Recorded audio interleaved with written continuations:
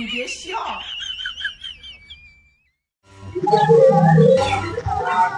भाईजान भाईजान भाईजान भाई। जी 100 रुपया दे सो जी। 100 रुपए जी हाँ मशरूम यूज नहीं किया यार मैं तो गुजर रहा था मशरूम का 40 रुपए हाँ जी मशरूम के चार्जेस होंगे ने 100 रुपया दो किस चीज पे 100 रुपए आज मैं तो हिसाब दसा जी आज 100 रुपए किस जी चीज जी पे मैं बताता हूँ आज बताएं मुझे। अच्छा जी देखो जी दरवाजा खोला मशरूम में चढ़न दा हाँ जी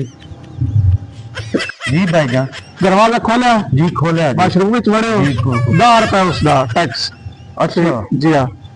फिर मशरूम में तुम वाई के बैठे हो जी बैठे हैं 20 रुपए उसके बाहर का टैक्स अच्छा जी ठीक है फिर तुम टूटी खोली पानी इस्तेमाल करने वास्ते 20 रुपए उस पानी दे अच्छा ठीक है फिर तुम 10